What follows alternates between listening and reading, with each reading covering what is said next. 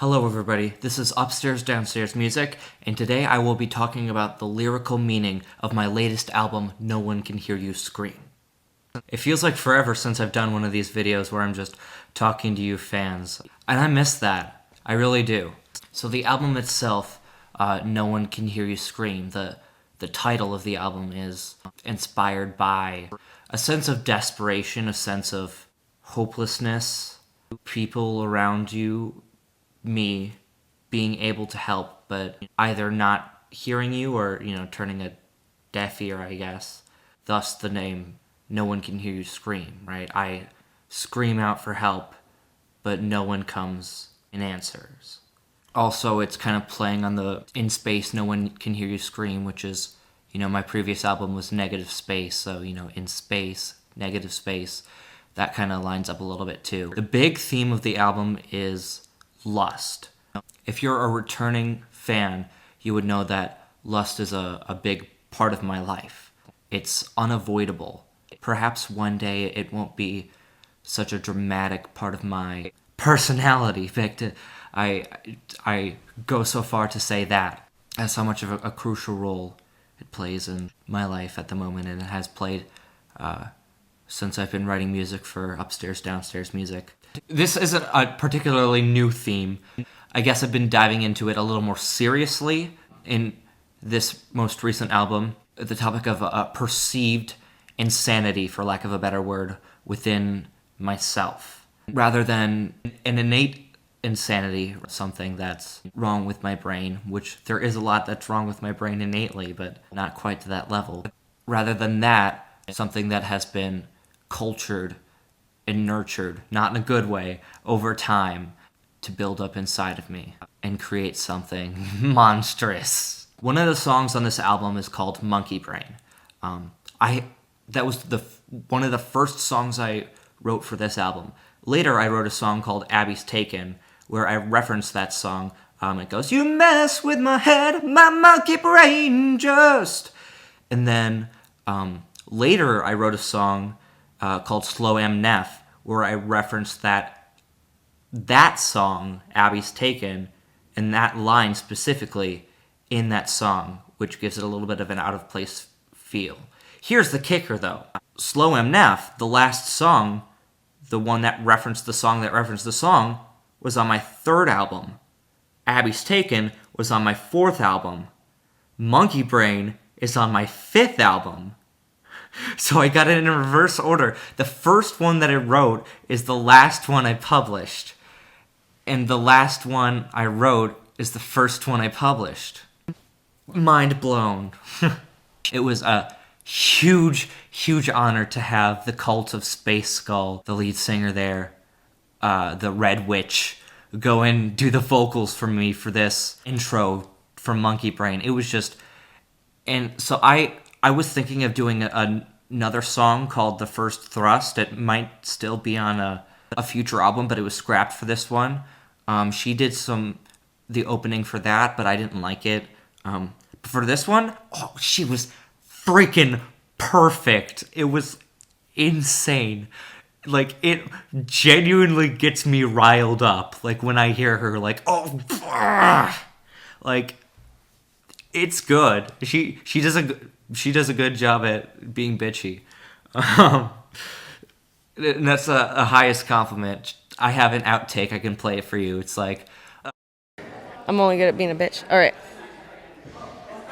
Do you want to see a magic trick? Just like that, I'll make your virginity disappear.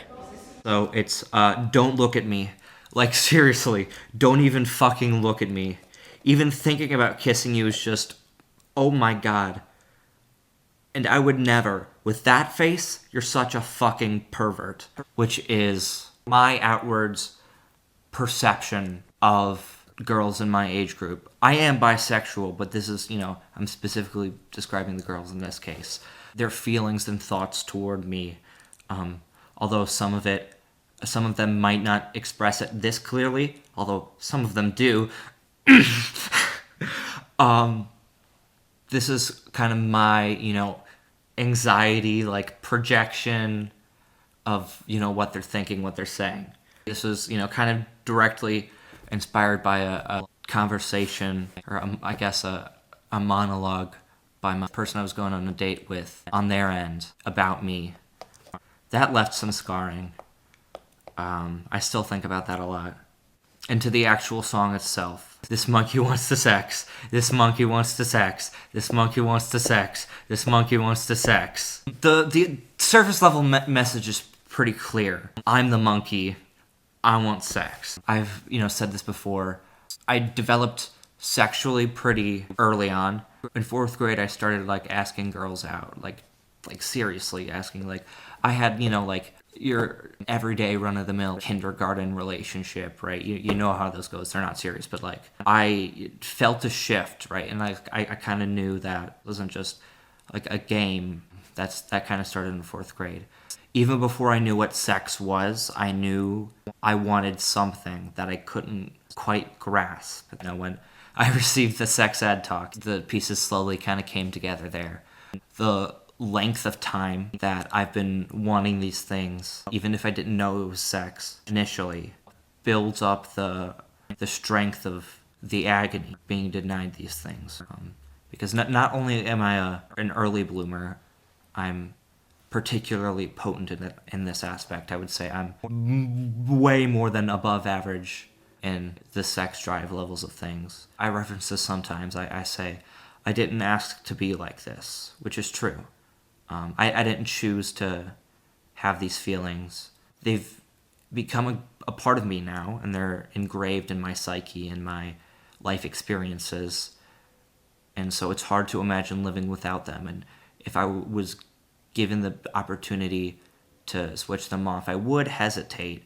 But that doesn't mean that I necessarily enjoy or benefit from, definitely not benefit from, having this, level of sex drive. But for the monkey part, I'm a product of my emotions, of my sex drive. I'm a primal being on the inside, although I have this intellectual exterior, or you could disagree, that wouldn't hurt me either. Disagreeing with me is the least of my worries at this point, right? I'm just kind of focused on getting my basic human needs of, love and connection. So, if you say, oh, you're not intellectual, I wouldn't care that much, right? That's just kind of a side note, but, I give out this intellectual exterior. There's still this primal side of me, monkey brain, this point A to point B, I need this, I need this, I need this part inside of me. I'm not a fan of the monkey brain itself. I think it's only when, things like sex are combined with that intellect and that understanding and that artistic passion to become something that can be reveled, something that can inspire, something that's beyond myself, something that I can address meaning to more than a simple biological meaning to procreate. Good monkey, good monkey, good monkey, good monkey. The good monkey is people putting me in my place, restraining this monkey that's inside of me for the mild convenience of others around me. Sort of like in a zoo, the monkey's trapped in captivity, doesn't get to experience the life that was biologically built for that monkey, and for the entertainment of the tourists around them. They tell the monkey to sit, go in their cage, or I don't know. It's been a long time since I've been to the zoo, but you get the analogy. They tell the monkey to do all these things, and they say, good monkey. Sure, whatever. You're calling me a good monkey, I guess. But I would much rather be out in the wild, fulfilling my needs, rather than being in captivity. This monkey gets no sex. I don't feel the need to elaborate on that one. At the point of this, I was, still a virgin. This monkey gets no sex, right?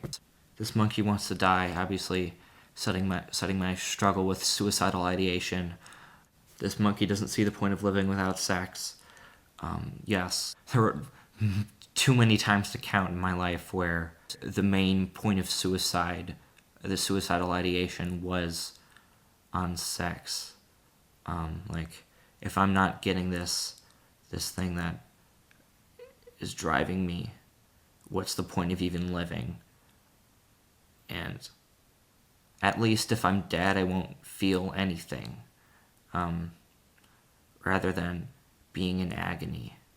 Of course, my outlook has changed. Well, I guess not. Of course, I feel like I'm pretty healthy now. I guess I'll get to that later, but I'm in a good place right now.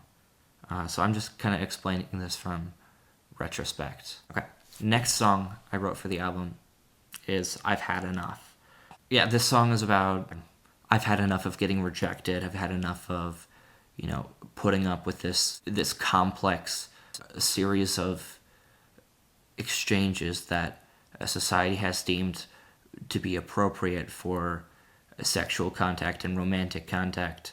I've had enough. I'm done playing the stupid game. The stupid game is what I was just talking about, the series of exchanges.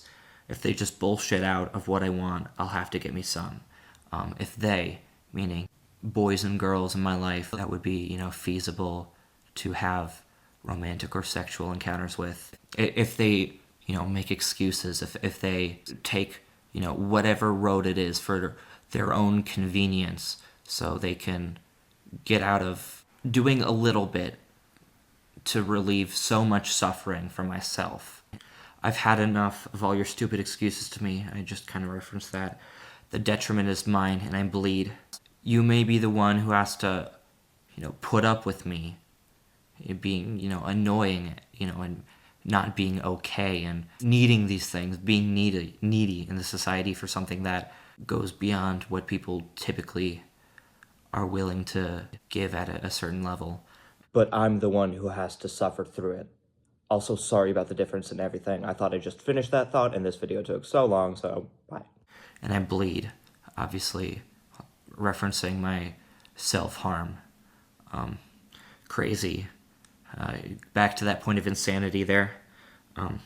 My will is defined by circumstantial factors. My will, my desires, my hopes and dreams, my strife is brought to light by the experiences I have gone through. Perhaps if I had received romance and sex in moderation all those years ago, perhaps this wouldn't be as severe as it is today. But yours is too. Your hopes and dreams and everything are also defined by your experiences, so look at where you'll be soon. You did this to me, now I'm retaliating.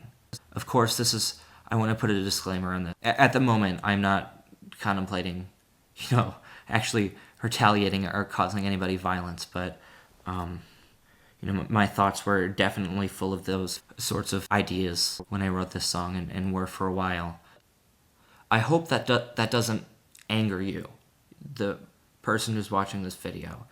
I hope that you can hear that and see that I was a person who was denied basic human needs by others, and due to that lack of compassion, to the lack of help that was shown to me, I became something worse than what would have occurred if people had just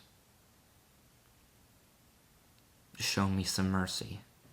I hope that you can hear that and, rather than, being angry, take away a sense of compassion that I'm not the only one. Of course, there's, it's not the majority of people who are like me, but there are others out there. So I hope that you hear that and your takeaway is I should treat people with more compassion rather than who is this guy? We should burn him at the stake or whatever. So look where you'll be soon. How does it feel to lose control? I've lost control in my life. I had tried to take control many, many times in the form of pursuing others, reaching out to others to fulfill my own needs, to stop myself from becoming something that I would later regret. But in spite of that, in spite of me making the active choice to avoid that outcome still happened nonetheless. Or it's still, escalated to a point where it was concerning nonetheless. Well, welcome to my life, right? That's saying, this is what happened to me, right? How does it feel to lose control now that I'm retaliating against you? Isn't it great? Aren't you glad I'm irate and I'm taking it out on you? Just that same idea. My head convulses with the agony of being who I am. And that I feel that that line is very visceral. At least for me, I can almost feel that line. There were definitely many times where it felt like my head was almost convulsing with the sheer force of my desires, that I was trapped inside a prison, right? I needed to break out and do something, do anything but, stay locked inside this cell so others are safe. I sacrificed myself and put myself in that state of agony. There's no fixing what they did to me. For this line in particular, it's also the guardian figures in my life as well, and the people who have influence, the people who had come thousands of years before that wrote the religious texts that shape our society today. They all broke me. They all made the world today that I live in that broke me. And there's no fixing that. Sure, I can put myself back together, but the cracks are still there. I haven't fully healed, and nothing can change that. I was tortured and tormented for all those years. I've had enough.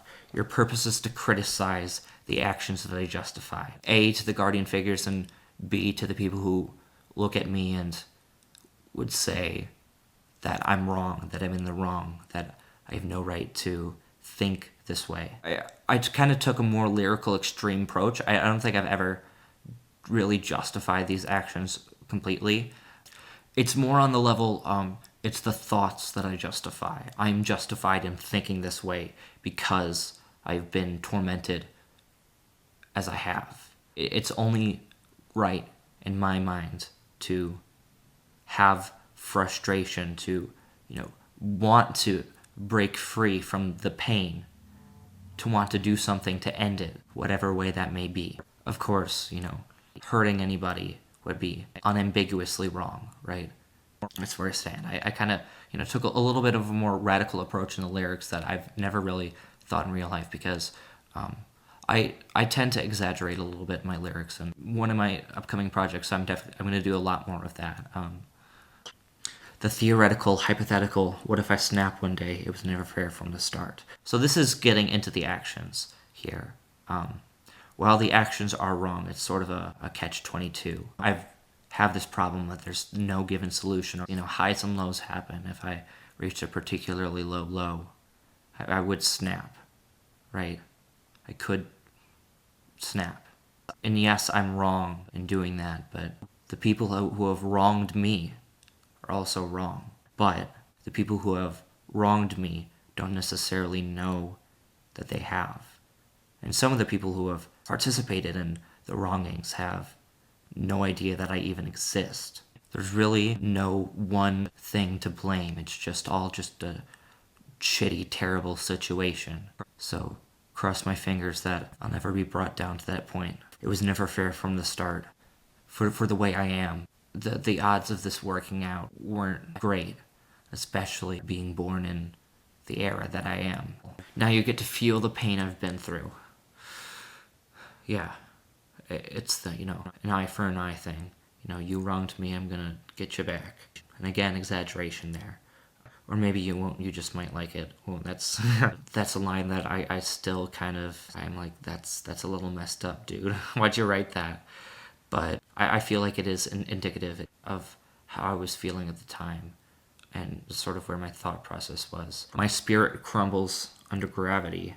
Just kind of another description of the pain that I've been through. Of course, that's a recurring line.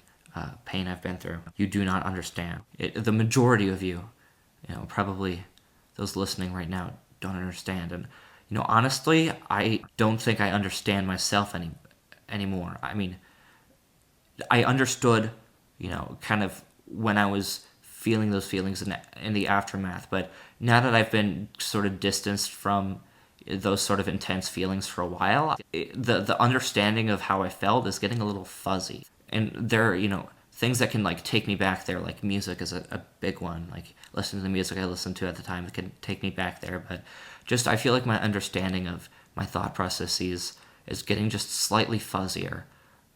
Or I mean, I guess my understanding is still there, but it's just the emotional part that kind of connects to that is getting a little thinner. So if I, literally the same person who experienced it, is having trouble understanding some certain aspects, surely I wouldn't expect much of anybody to understand this complex situation. On a note on that, I do appreciate genuine sympathy and compassion for my situation and condition, because hearing that means that there is some of that left in the world, and the people around you, the person showing compassion, perhaps have a chance to live a better life than they could have if you weren't around. Don't give me your advice. I've told you what I need. Don't give me your advice. I told you what I need. I need sex. I need romance. Like, fuck me or kiss me or do something. Just don't sit here and be like, oh, that's too bad. Maybe you should go and take a break and, focus on yourself and all that bullshit. All that pisses me off so much. It's been a while since I've heard that, but man, that really riles me up. I've had enough. I'm not a coward who will give up anymore after the hospital made me value life more. I went to the mental hospital a little over 2 years ago. During that time, I found a lot of confidence in myself and that my needs matter. I shouldn't be okay with committing suicide and taking myself out, and because I'm a human just like everybody else, and I deserve to have my needs met. If I want to keep on going, I should, and I can. So I'm not going to chicken out like a coward anymore. I'm not going to take the easy road. I'm going to stick around. And it's paying off. It was a while back. Things were going super well for me. You can probably guess what was going on, based on just what I've been describing what my needs were. Just in my room sort of celebrating. And I was just like, I'm so glad I didn't kill myself. And like, it was a moment that brought a smile into my face, oddly enough. And like, it was kind of a moment of letting go where like, yes, I went through that, but now I'm moving on and on to better things. And although there's no guarantee the path ahead of me won't have further pitfalls, there's no guarantee that, not even that they won't go lower than I've already been before. At least now I have a reference for what hope looks like. You got a problem? You got a problem with me? Boo fucking who, but I can't even try to cope with all this pain. I've talked about my lack of the ability to cry before. It has been 19 months since I had, actually cried. I mean, I do this thing sometimes where, like, when I stay up late, my eyes get teary. And I think it has to do with my antidepressants that I take. And there was a substantial period of time where not being able to cry was something concerning. That I, had all these feelings on the inside, but wasn't capable of letting them out. That's partially why I create music. I see they're all just so selfish, denying what I need. So my life is worth much more than your inconvenience. They're all so selfish, caring more about their convenience than my sanity and my peace of mind and my ability to live a life that isn't riddled with thoughts of suicide and self-harm. Get up now, stand up now. Walk up to me, show yourself. Show me some fucking respect, defect. Show me some fucking respect. Give me what I need. Defect. The defect that causes me to be this way. The defect that makes me so problematic to cause these tragic situations to occur. What the hell is wrong with me? I'm not okay, I promise. I prefer to have my way with your consent, which is true. I'm not a savage, okay? My thoughts are based on self-preservation, not fantasy. I want to love and I want to be loved back, and I want that connection, right? I don't want to snap. I would rather everything work out okay and everything, be fine. And I get what I need. I have so much I can deliver on to whoever gives me a chance, right? I'm sorry. I'm really getting stuck in the past right now. Because obviously this has changed since then, but man. I just heard two girls talking outside, and I just got really depressed. Yeah, I would rather not hurt anybody. I would rather have this work out, and once my needs are met, I can function. I can have a purpose. I can be useful. And I can give back. Because I just want love. I just want to be loved. I just need love. Show me love and help me. Anyone actually fucking help me and let me dick you fucking down.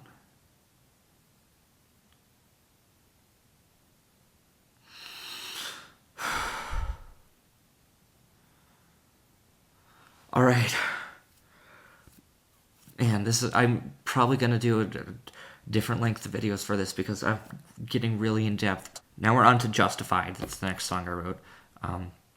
But I'm going to preface it with the intro track, Pain I've Been Through, which I was talking about earlier. I brought back the sort of hurl from hell sort of feel that I had in Slow MNF, just at a much greater level in a smaller time period, and with a more industrial kick to it. That intro track is sort of supposed to be a representation of the pain I've been through, of my agony, of catch-22, no way out, stuck in pain forever, endless cycle sort of shit.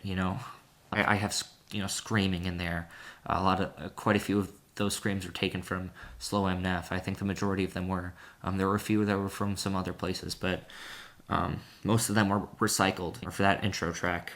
And then, the screaming is another level of representation of that agony. And then it goes into Justified. And there's one specific person it was inspired by. It was the Upstairs Downstairs music performance, the one that I did, like, Abby's Taken live, and I did, like, Stupid in Love live, and I did Hell of a Ride live, right? So it was sort of a two-parter. So I sort of played with a whole band, some cover songs, and I went off on my own, and I did my own original songs, right? I was talking with her like a couple days before the show, and I had, mentioned a song that I had been listening to very frequently that sort of honed in that sense of anger and desperation that I was feeling at that time. Big Man with a Gun by Nine Inch Nails. Now, I didn't know that song was satirical at the time, and I'm a little offended now that Trent Reznor was being satirical, although I don't. My suspicion is that it wasn't completely satirical. I, had shared it with the group chat of the people who were joining my band then, and, I had made, a comment about how I was blasting this song in the car, right? And she took a look at the lyrics and was like, this is not something you should be listening to. Like, this is not something you should relate to, because I mentioned, I related to the song. She dropped out of the band. She abandoned it then and there and never showed up on that day. And the night before, I sort of wrote that chorus. Don't say I'm not justified. Don't say I'm not justified. I'm messed up but still alive.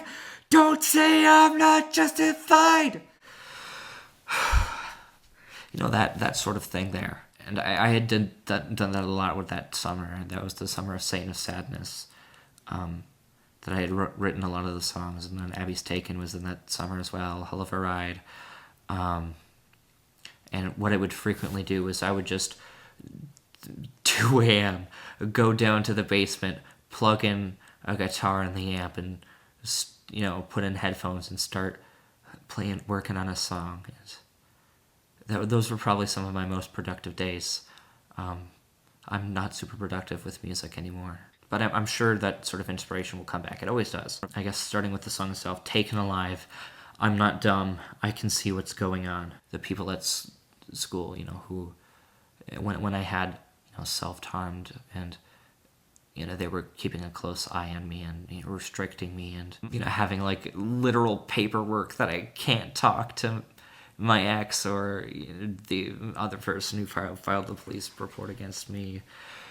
And I'm taken alive, right? I'm handing myself over, I'm like, fuck me in the ass however you wish, right? I've fucking given up at this point, right? But that doesn't mean I won't be angry about it, because I'm not dumb. I'm not stupid to what's going on. I'm not stupid to thinking that you think I'm a threat, that you think, I'm some crazy person. And not just that I'm some crazy person, that I'm a crazy person that doesn't deserve to be happy, that doesn't deserve a solution that actually fixes my problems. You would rather lock me away, restrict me, than do the minimalistic actions it would take to make me a better person, to quench my thirsts. They think I'm a loaded gun, just stop me from going off, that same sort of thing. One wrong move and I'm gone. Tell me when you've had enough, right? I had my own like school lawyer, I don't know how to describe it, that was, defending me in some of these meetings that I don't, without him, I think I would have been expelled. Or, not expelled, but like transferred to a separate school, for, special needs. They think I'm ticking bomb, just stop me from blowing up. Same thing. They think I'm a threat. And they just want to lock me away, in the simplest way possible. Or at least what they think is the simplest way, which in reality isn't. You don't know the pain I've been through. You don't know the pain I've been through. Because you don't. She doesn't. They don't. They don't know the pain I've been through. You've managed well enough with your mental health to get this far, to become apathetic enough to overlook this shit show, not be incredibly fazed, not care all that much. And of course, there are some exceptions to this. Of course, those are not the people who are enacting these restrictions. Don't say that I'm not justified for thinking this way, for making a scene, or for relating to a song. And I didn't ask to be like this. It's not a conscious choice I'm making to have these desires. I just have to put up with being me, of the agony of being who I am. Keep me inside, that's so fun. A reference to the mental hospital, waiting for the break of dawn. I recall, staring out the window in my room at the mental hospital and waiting for the sun to rise, for things to start, and just reflecting on my life, on how the hell did I get here? Locked up like a caged animal, outcast from society. Don't be surprised, teenage scum just want to end our lives. I'm not the only one here. Perhaps maybe the only one with this unique situation. There are lots of other people who still suffer like I do, maybe to a greater or lesser extent than I. Just because I've been failed doesn't mean that you have to fail them. Open your eyes. Don't dismiss this. See how long I've been doing this. 9 years that I've gone and been pursuing these things and writing these songs about romance and everything. This isn't just a passing phase. This is obsession. This is a part of who I am. This is critical. And this is nothing to be overlooked. Make a disguise. Both on my part and theirs is kind of a double meaning. Making this disguise to keep my appearance okay to the world, so I don't disturb anyone with how fucked up I am to them. Make a disguise. Put on a face of compassion. There's no compassion there. And, I'm not saying that's everybody, but there are definitely some people who make that disguise. And I can tell. I can fucking tell. And it makes my blood boil. There's not enough reason in the world to make you feel. This is directly targeted at that girl who abandoned me on that show. There's not enough reason in the world. There's not enough explanation that I could give that would make you feel, because you're so caught up in this one way of thinking that you can't consider any other options. And once you hear anything related to that little red flag mechanism in your head, it just goes off. The only way for you to change is through hardship in yourself. My Worst April Fools kind of discusses that. Okay, next one, World Orgy. So this one was scrapped from Saint of Sadness. but I brought it back for this one, and I think I did a pretty damn good job. I really, really like this song now that it's finished. It's pretty awesome. The verses and the post-choruses are in 17/16. The choruses are in 4/4, but yeah. The verse grouping is a group of 9, and then the grouping of the rest, which is 8, and then the post-chorus is 3 groups of 5, and then a group of 2. So both add up to 17 there. So yeah, just bringing back my odd time signature stuff, you know? It's like Dancing with Abstract Art all over again. Hearts intertwined in an act of sex. You know, it's just the concept of an orgy. I'm portraying an orgy as a beautiful thing here. Maybe a thing that is viewed as disgusting or, you know, immoral or what have you, but is a beautiful thing in my perspective. Feeding starved souls of the loneliest, me and the other people who are in this situation, and not just referring to teenagers at this moment. This is kind of reaching out to the perverts around the globe, right? To the incels around the globe. And I don't like the way that incel has been used. It was pretty recently that I learned that it means involuntarily celibate, which I think that's a tragic term. So how could anybody be judging somebody as a weirdo for that? It's a shitty situation to be in. Why would you make that like an insult? Society's fucked up. How can we view people like that in that way? And you know, obviously there are people who have just issues with respect with other people who, you know, push people away. Although, you know, they would also be classified as incels. I wouldn't go and defend them because I guess not necessarily that they deserve it, but it's justifiable that they're in that position, right? Yeah, on this day, the rich can fuck the poor, you know. To everybody out there, this is a day where we can all come together. Whether you're 19 or 76, we can still come together and embrace in something beautiful. I can finally get my needs more. Pretty self-explanatory. I've talked about my needs quite a bit in this video. I don't need to have a world orgy. I just need to write a hit song and everyone will want me. That's going to my... I want my groupies. I want my fucking groupies. Yeah, you know, once I blow up, Rivers Cuomo, you're... No, I'm not going to insult Rivers Cuomo here, but, you know, he had this whole thing, like, you know, Tired of Sex, that song. You know, I relate to Rivers Cuomo so heavily in a lot of ways, and there are just some where it's like, how do you think that? Like, that's just, like, you were so close, but then you went... But that's a story for another time. I don't need to have a world orgy. I just need you to see me on a higher level. I just need you to treat me with respect. I just need you to show me mercy and meet my needs. You know, I just need you to see me as a human, not as a degradation of a threat. I want to fuck you all. I want to fuck you all. I want to fuck you all. There's not a lot of people I wouldn't fuck. Just honestly. Yeah, if you're grossed out by that, get the fuck out of here. Like,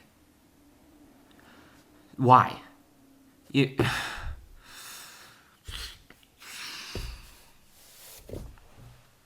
Anyways, no, I did not ask to be this way. I referenced that. Could have been something more. Such a shame. You know, I could have been something else from this if my brain just wasn't made this way. If I just didn't have this innate tendency compounded by my life's events. You know, if either one would have let off, you know, there's a chance I could have been normal, or rather not normal, but like avoid this tragedy. Could have aspired to something greater. And not have to reach out like this. Although, in my personal view, from a purely artistic standpoint, it's the pain that makes the best art here. It's the pain that inspires the art, that inspires others, perhaps, to improve. Cover me in ecstasy. You know, ecstasy is the feeling of having sex, right? Ecstasy. And then also, like, you know, the cover me in ecstasy is, you know, sort of like... being covered in, you know, semen or something like that, sort of kind of going with a orgy theme. Make me feel alive. It's a reference to Nine Inch Nails. When I see someone in love, makes me want to cry. That's true. I would often see people going around in public, couples, you know, having their love on full display. Some of it very wholesome, some of it with pretty heavy sexual connotations, some of it both. Even now, where I am getting my needs met, it still makes me want to cry. I told you about the lack of crying, but I still have the ability to feel like I'm going to cry. Like, that happens quite a bit, where I feel like I'm going to cry, but I almost never do. I'm going to get to You Made Me Like This. While it doesn't have lyrics, the track does have some significance. It's sort of the raw distillation of that insanity there at kind of the, not necessarily the lowest point, because I feel like the low sort of corresponds with depression. The sanity is almost on a different axis, where that sanity is where I'm the least sane. Like I said earlier, like my head is convulsing with the agony of being who I am. And those days where I just have to try to hold myself down and deal with it, and not, run out screaming or do anything drastic. Yeah, so it's the embodiment of that feeling there. The you is referring to Emily. I've talked about Emily before. I definitely was on the road towards this before I started dating Emily. She was the tipping point.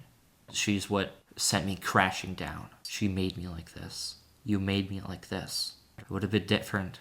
Maybe I could have recovered if it wasn't for her. And definitely if she had given me an actual relationship, I definitely would have recovered, right? Like, if she would have been nice to me, fucked me, romanced me, all that good stuff, definitely would have recovered. Next song, Centimeter. This one is about my penis. I mean, not exclusively. It has some other meanings, but yeah, that's kind of the whole thing. Isn't it such a waste taking your life with a gift like that, man? The gift being my penis. It's a punch in the face. I'm looking here and no one wants me. I've got this gift, right? It's not getting used. It's a punch in the face, man. That's ridiculous. I'm looking around for someone so we can help each other out, right? But nope. I've got 7 inches of love to share. 7 inches of love, penis. Yet I'm left with too much of me to bear. Kind of like a little double meaning there, penetration, like in me, but also I'm left with too much in me, too much emotion, too much drive in me to bear. Too much love. Who needs looks when you've got 18 centimeters, Ideally, who needs to look good, right? Like, I've got 18 centimeters right over here, come and get some. But that's the sarcastic line of the song. Sickness followed by excess, regress, obsess. I'm an organic pleasure machine. A sickness, regress, playing on that obscenity, excess, the excess of, that drive inside of me, obsess, the obsessiveness over it. I'm an organic pleasure machine. I'm this person who's in their sexual prime, right? And I've got this gift. I've got this bomb-ass penis, I don't know, that I can use to pleasure other people, give other people a good time, and, I'm in my prime to do so, and it's at the perfect state, yet it's not happening. I'm just this robot that's made of meat who has no purpose here other than to wait until his time to fulfill his purpose. Grievance conjured my seamless demons, sort of that sanity, grievances against the people who have wronged me in the past, and conjured my insanity, and lust. Obviously, it's pretty self-explanatory there. Give it to me, I'll give my life to you. This is a special offer on the table right now. Nobody's grabbing this high-quality item off the shelf. High quality in some aspects. I'm super low quality in a lot of aspects, but I'm high quality in some aspects. Come and get it. It's a special sale. If this was just a regular selling item, customers would be grabbing this off the shelf and it wouldn't be discounted, but this is at a discounted rate.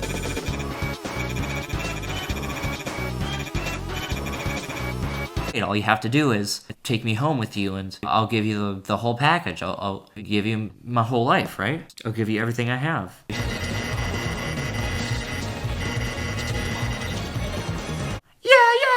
I freaking love Linkin Park's new singer. She's awesome.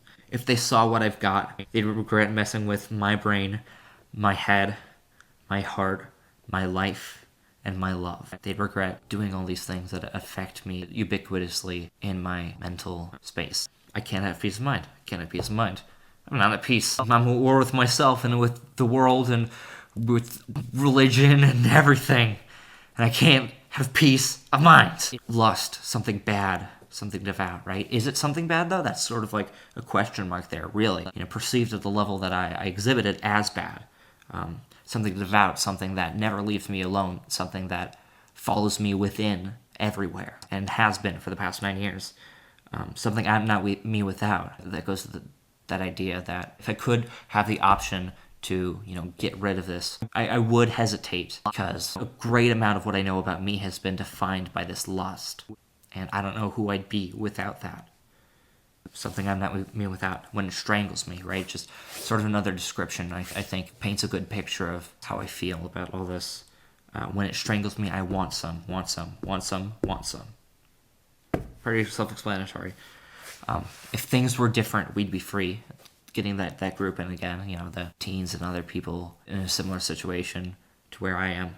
If society was different, if society would treat people with respect, if maybe there's a system in place to meet the needs of people like that, we'd be free from this mad cacophony. Both the mad cacophony that goes on within our minds, and the mad cacophony that goes on externally because the damage that we cause and in turn has caused us, back and forth through that loop. We're not the problem is society. So here's where I reiterate the hook. Instead of who needs looks, now it's who needs love when you've got 18 centimeters. Why would I ever need to be loved when I have this gift? Again, that's sarcastic, right? Now, my worst April Fools. Now, I'll just go into lyrics here. Hi, April Fools. I'm excited, now I'm not. It's currently April Fools, and I was excited for potentially having some sex, but now I'm disappointed and distraught.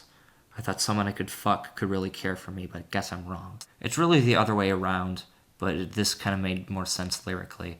I thought someone who cared for me could fuck me, but guess I'm wrong. The attempt was there. They were reaching out, and for one moment in my life, somebody seemed like they were going to actually show me mercy, right? But, chickening out on the last second. Chickening out, that's not meant to be a negative connotation. That's just sort of the word I used. I'm screwed. It's you, messed up. It's you that my mind has focused on. You got all the sex you wanted. That's great, honey. But don't you realize that I'm still depressed? You got all the sex, and you're bragging about it, telling me how great it is. I'm like, I want a piece of that too. I've told you about my life and how much I've suffered over this sort of thing. I'm really grateful that you're not closing yourself off from sexual experiences. That's a great, amazing step in the right direction. You're barring it away from me, and I'm still depressed. You don't know the pain I've been through. One too many trips back down, and I think I'll be hearing voices. Definitely an exaggeration there. But sort of playing on that insanity bit. Hold up, let's take a step back to the day I turned 18. Last year you said, ooh, you're cute. We talked, we'd hang, I learned your name, you were into me, it was so obvious, so I gathered the nerve to say that I want you, it's true. I guess because a college girl stalks you and says you look cute doesn't mean she's into you, sorry, my mistake. You're a senior in high school and a freshman in college, was stalking you in a safe place, not just out on the streets, but they go up and they strike a conversation with you. They admit that they've been watching you from a distance because they are kind of fascinated by you. But my mistake, I guess that doesn't mean they're into you. Whoops, who would have thunk it? So fucking stupid. But remember, always shared when you empathized with my pain. Everywhere I drove you, everything about you, life stays the same. And I understand that everything about you, that does sound a little incel in the negative connotation way-ish. And that's not supposed to be a primary point here. It's just kind of like a side point. I'm not too hung up buying shit for people. It's fine. It's whatever. And then I cut out this line. I'll share it with you. If you were me, you would feel like you were insane too. What is that? Meghan Trainor, I think. If I was you, I'd want to be me too. Just kind of like a little reference to that. And now you know the pain I've been through. Someone broke your heart and left you dried up like his used condoms. Someone mistreated you, right? Crying, venting in front of me. And, well, no, I can relate. Not necessarily to the relationship experience, but to the pain of it all. Here you were, denying me what I needed, and you wound up getting hurt because of something you needed, but didn't get. Shut you up, I will be hearing voices. Shut you up isn't really general. I don't want to shut you up. Kind of the last things were pretty rocky, and I'm still pretty pissed at her, but I wouldn't go as far to say, like, shut you up, because she went through that towards the end of, our friendship. Obviously, her experiences are very much still valid. I would never want to silence her on that, especially when, although she didn't, go all the way, she made an effort to sympathize with me, to reach out with me, to help me along the way. She, ended up hesitating and, sort of reeling back in the end, but she did better than a lot of other people do. So it's more than enough credit for me to not actually, say, like, you need to shut up. That's just, it sounds cool, right? Just because, it's sort of like an angry album, right? DNA here. There is someone waiting just behind my thin facade I made to hide my mind. Sort of that outwards mask, the disguise, pretending like I'm okay, like I'm not in constant pain. And obviously I'm not anymore, but I most certainly was. It's thin, right? If you took any interest in me at all, you'd start to get the hints that I'm not quite right. I'd like for you to meet him. He's in agony, and to appease him, say you love him, then hold him closely. Pretty self-explanatory, He's in agony, but all you need to do is say you love him, hold him. It's pretty easy. There are other ways, of course, but that's, an example. There was one thing absent from my life, the love that only romance can provide. Pretty self-explanatory. We're all alone together. That's what I've believed. I'll try to help because of the help I never received. I have sympathy for a lot of people, and for someone who would go so far as to give me a chance, it would definitely be on my mind how they have been treated and their situation. Whatever it is, I'm going to try and help you because I never received the help I needed. And I don't want you to have to suffer like I have, or suffer less now that I'm around to help. If you need me, tell me. Don't you wait, because I can be there for you right away. Same idea, The world can pass you by. It can be so passive. Not like it's super. I was kind of looking for a rhyme there. I guess sort of the meaning is like the world can leave things that you need behind, sort of like the world left behind my needs. So you need my deoxyribonucleic acid. It's cum. It's an innuendo for cum. You need my cum. But it's also sort of a closeness thing. Like, you need to have my emotion and my everything, right? I do mean, two separate things. The innuendo and then I wouldn't say spiritual, but just emotional sort of thing. I'm not used to someone wanting me. That's a good position for me to be. It is, it really is. I'm not used to this. I'm not used to have someone, think I'm attractive and, want me. Like, that's amazing. That's a good position for me to be. It really is. It does wonders for me. I'd do anything for you. We're in the same boat. We're both depressed. We've got some shit going on. Imagine the pleasure of my hands wrapped around your throat. That was her kink. So that line was just for her. I could love you, hold you, treat you right. I could be a good boyfriend. I could make all the right moves, or give you a facial if you like, or I could be dirty, or I could do both, or whatever, That's not my kind of thing, but you should really know. To quote an old acquaintance of mine, it's your rodeo. Whatever you want to do. It's your call. As long as I'm getting my needs met. Doesn't matter. Because I am super grateful that you took it upon yourself to relieve my pain. Hit the lights, mute your phone, make sure that you're hydrated because you need my DNA. Reference to sex.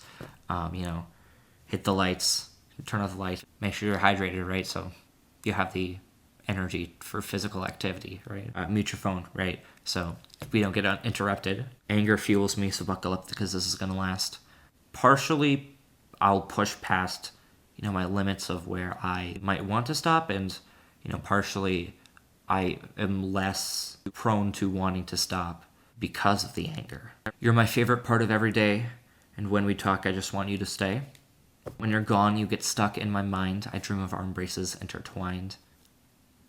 The shrug is just pretty self-explanatory because I've been saying that a lot. So that's what that means from now on. You make me want to hold you for eternity. Yeah, just want to be close to you. I just want to be there in the safety of your arms, knowing that everything's okay now. When you beg me to penetrate you, I'm in ecstasy. Sort of that, like, I'm not used to someone wanting me. Like, I can't believe someone, like, would like, want me and, like, desire me to penetrate them. It's just so kind of you to let me have the luxury of suicide not being my mind's top priority. So great of you to take away this pain, and now I'm not contemplating suicide anymore. Huh, who would have thought? But there's only so much we can do. Our time together ended. Now we're through. We broke up, right? At least you have a keepsake when the world's passive. Remember my deoxyribonucleic acid. We broke up on good terms, so now you have the memory of me to keep you going. You can remember my deoxyribonucleic acid in both meanings. Sex Monopoly, here we go. Last song I wrote. This is another one I wrote, and, one of those, like, lust field states. I want, I need, want me, fuck me. Endless torture, someone help. This is torture. This is actually torture. Please, someone just show some sympathy, some decency, and just get me out of this. Give me that fucking pussy. Let me violate you, penetrate you. Just horniness. Take you to places your empty fucking head has never truly comprehended. Some of the people who may be more reserved sexually, especially practitioners of Christianity, take you to a place that you've never really fully comprehended or thought about that could happen. Let me take the reins, get your brain to know this really feels good, so maybe next time you won't forget. Stop some poor dude from blowing his fucking brains out and let him tap. Let me fuck you. It feels good for you. There's really not much to lose here. A whole lot to gain. So stop forgetting that, right? Stop some poor dude from fucking killing himself because of his desperation. Let him tap. Love isn't a commodity for you to hoard your sex monopoly. Love isn't something for you to tempt people with, for you to use as a bargaining chip. Love is something beautiful that should be shared between all people. If you treat it like this currency, this commodity, you're adding to the devastation of our world. You're playing sorry, but I want a real apology.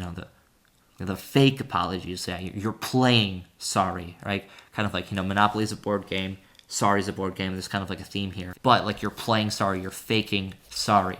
But you're not sorry because you think it's justified. I'm not saying this about everybody. This is certain people. By destroying some monogamy, we're going to break this sex monopoly. Of course, there are going to be people in this world that aren't super into sex, and that's fine. But enforcing monogamy among people and having it as a societal norm is not helping us. Polygamy needs to be more accepted. Whatever my partner wants, I will happily oblige in, but this is just my worldview here. Lonely isn't something we can be sustainably, right? We can't be lonely forever, right? We're either gonna become numb and then life isn't worth anything anymore, or we're gonna kill ourselves, right? What are you gonna do? Help. That's what you're gonna do. Returning to camaraderie. We're gonna end the sex monopoly. With it, returning to camaraderie thing, I'm not necessarily doing a whole like cult of antiquity thing here, because I don't think there's like any time in the world where across even an entire country there was a sense of sexual freedom. But sort of what I was thinking of is this is just something I'd heard of. It was a Sam and Ellis video, a commune where they allowed the younger members to practice sex with the older women of the commune to hone their skill for not ejaculating prematurely, right? That sort of camaraderie. That's great. I wish that would be a thing near me. We're gonna end the sex monopoly. I want to end. How can we stand to live under our own society? How can we stand to live like this? How can we look at this way of life and say this is acceptable? Because it's not. You're deluding yourself, or you're being apathetic if you think that it's acceptable. Boys in the room filled with pain. That whole sort of demographic thing. Wanting to call it your name. Wanting to call it your name in bed, right? Say your name while having sex with you, or in a romantic situation. If you're wondering, you're on his list. Anyone who could perhaps be wondering, would so-and-so even be interested in engaging with me romantic or sexually? If the guy you're thinking about, guy or girl I guess, is like me, answer's probably yes. Like 95% chance yes. Take the boy out on a date, love him before it's too late, or hook up with him. That does the trick. Either one. Sex, romance, Someone could die if you don't. Murder by saying you won't. Or commit suicide. Or someone random, or just himself. Or, he could snap. Hurt somebody, right? But do it because you have a heart. Don't do it because of the risk. Do it because you care. Do it because you don't want them to suffer. And of course, it's great that you don't want other people to suffer, but do it for them too, because they're humans as well, and they deserve just as much happiness as you do. If you have empathy, give it a shot. If you have empathy, go ahead, try it. Go take a shot and ask someone. Go and flirt with someone. Maybe even be so abrupt to say, hey, I know you've been kind of making jokes about being lonely recently, and I have a lot of empathy for that situation. I know this is a little forward, but do you want to have sex or go out on a date or something? I know this is a little forward. If those are things that would help you, I would be happy to oblige.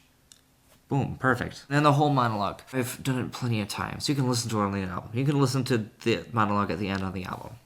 I've got a little note at the end here, something that didn't quite make into the album, but a little lyric that I jotted down while I was working on the album. I'm always sober, I always feel the pain. I don't do drugs. The only drugs I do are prescription, and they don't numb pain, right? Well, I guess maybe antidepressants, but, I'm always choosing to stay engaged in the world that hurts me, which sucks. I did it! Holy shit, that took so long! Oh my god!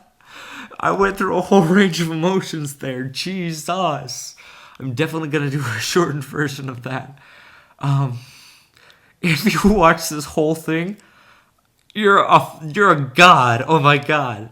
You go and give yourself a high five, get some ice cream, celebrate, because you're a cool person. Even if you're a little critical of my point here, but you stuck around for that whole thing just to listen to it, same thing, celebrate it for yourself, because everybody on this planet needs to be more open to ideas, especially those that we might disagree with. For example, I highly disagree with the justification that Christianity offers for certain things and its overall morality, its sense of what's right and what's wrong. I had a very, very Christian drum teacher that would always try and convert me. And I didn't quit lessons with him because of that. What I did, I actually, I met up with him for lunch so we could discuss it outside drum rehearsal. We could have more time to discuss it, because I'm always open to other views, even if I disagree with them, because I want to get a sense of other people, their struggles, and how I can be the positive change in this world so people don't have to hurt like I've hurt. I hope you all enjoyed a 2-hour insight into my mind. I highly doubt you're going to want another long form one of these from my other albums. But if you do, for some crazy reason, leave some in comments. But if you want another short form, which I'll probably do for this kind of stuff, leave it in the comments as well for the other albums, right? And I will totally do that, because I have so much more interesting content. Negative Space I could go super into. There's a lot of interesting stuff that I could discuss in Negative Space. Thank you for just listening to me here. And my heart goes out to all the fans here. My heart goes out to everybody who hurts, as I have. And I will see you in the next video. All right, toodles.